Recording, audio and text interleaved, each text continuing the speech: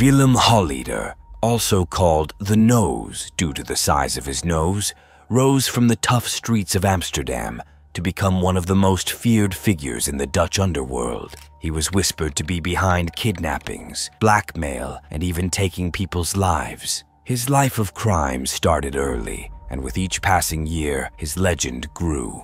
From the high-profile kidnapping of a beer tycoon to accusations of ordering hits on rivals, Holleeder's story reads like a crime novel. The police and the courts tried a lot to catch him. They described him as a slippery eel, always escaping from the law's hold. His trials were the talk of the town, and everyone wondered, would justice finally catch up with Willem Holleeder? Today, we will be examining the life of Willem Holleeder. We will reveal the stories of how he became powerful, the fear he sowed, and the relentless pursuit of justice by those who dared to stand against him. This is not just a story of crime, it's a story of power, betrayal, and the search for truth. Willem Holleeder was born on the 29th of May, 1958, in the Amsterdam neighborhood of Jordan. He was the son of Wim Holleeder and Stien Leipold. Willem had two sisters, Astrid and Sonja, and a brother, Gerard. Willem is the oldest of the four kids, with Astrid being the youngest. Sonja and Gerard are the middle siblings. They grew up in Jordan, a charming area with narrow houses and canals in the center of Amsterdam. Nowadays, the Jordan has pricey shops, but back in the 1960s, it was a neighborhood for working-class families.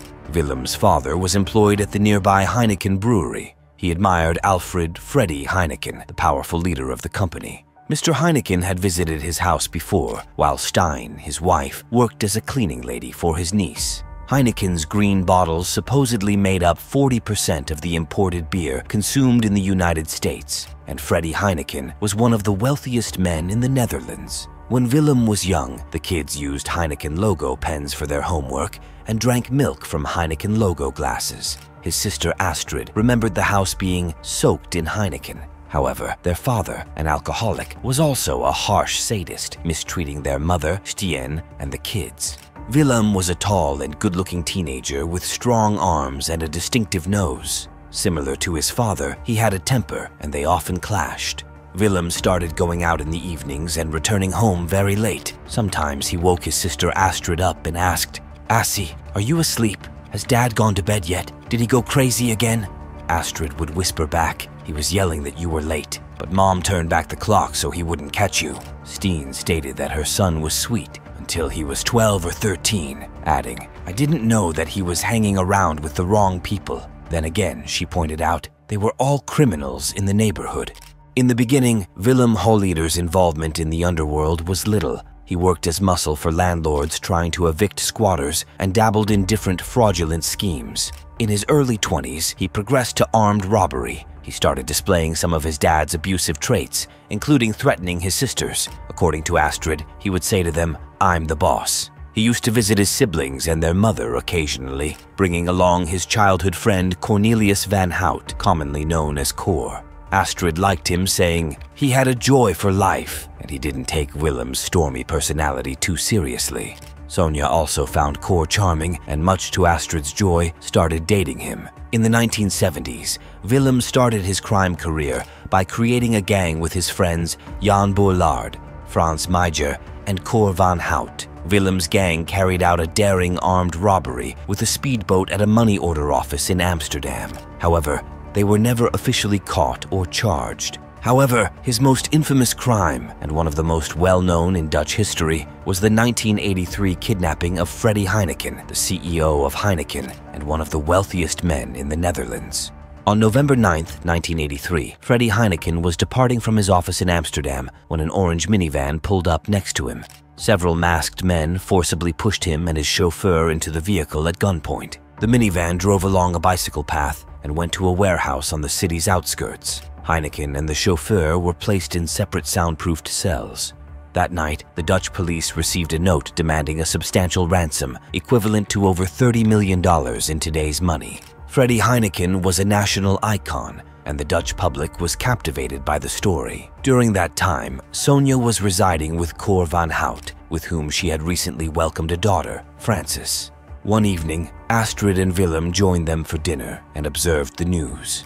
Astrid recalled expressing, "It's incredibly foolish. Who would kidnap Heineken? They will be chased for the remainder of their lives." "Do you believe that?" Willem inquired. "I'm quite certain of it," she responded. 3 weeks later, there was no progress from the authorities in solving the crime. The Heineken family gave a driver 5 sacks containing the ransom money in 4 currencies, following the instructions of the kidnappers. The driver went to Utrecht, placed the sacks in a storm drain, and departed. The hostages were not freed upon the delivery of the money. However, around this time, the police received an anonymous tip that directed them to the Amsterdam warehouse. Inside, they discovered Freddy Heineken and the chauffeur. Heineken, in a statement, mentioned, "I was chained by my left hand, limiting my freedom of movement to almost nil." He added that he had combed his hair with the tines of a plastic fork, saying, "Trying to establish a rhythm gives you something to do."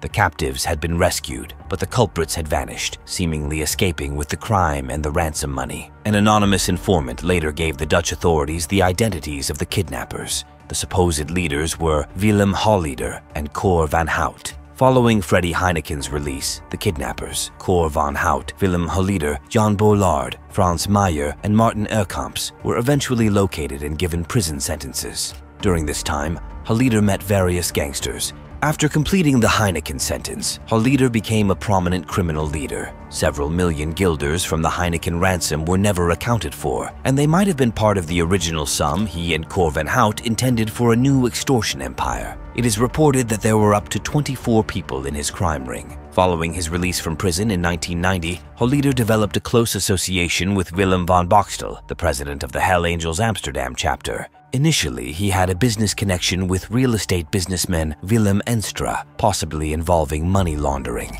After Cor van Hout's death in 2003, Holleeder fell out with Enstra. In early 2004, there were reports that Enstra had offered €1 million to Boxtel to arrange Holleeder's assassination. Enstra provided secret testimony to the police about Holleeder, but was shot dead near his office in 2004. There are suspicions that Holleeder, along with his partner in crime Dino Sorel, ordered the murders of Willem Enstra and later John Miramet. Miramet was shot in Thailand on November 2, 2005. In 2006, Holleeder faced another courtroom appearance related to the deaths. During the trial, lawyer Bram Zegers testified that Holleeder had extorted millions of euros from Enstra. However, just a week after the testimony, Zegers died from a drug overdose. As the trial continued, Holleeder was also implicated in the alleged murder of a Yugoslavian drug dealer. Despite being found guilty of extortion, he was sentenced to 9 years in prison. Holleeder served 6 years of his sentence. Upon his release, Holleeder defied protests from politicians who opposed glorifying him and actively engaged with the media. Initially, he was featured on College Tour, a TV show that interviews high-profile guests in front of a few hundred people. Later, Holleeder collaborated with Dutch rapper Lange Frans to release a record titled Willem is Terug, meaning Willem is back.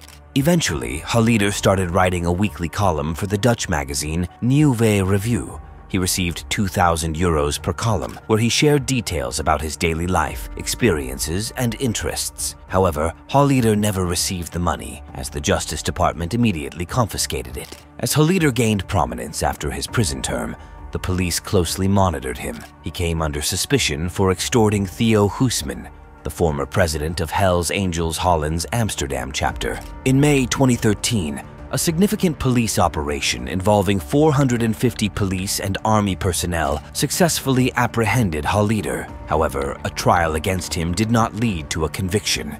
2 years later, Holleeder found himself back in jail. During his time there, his sister Astrid visited him, expressing her fear that Holleeder might arrange for her to be killed. In an effort to bring him to justice, Astrid collaborated with the police, secretly recording Holleeder's confession during a visit. Holleeder's other sister, Sonja, who was married to Van Hout, also provided evidence against her brother. Astrid's concerns proved to be valid.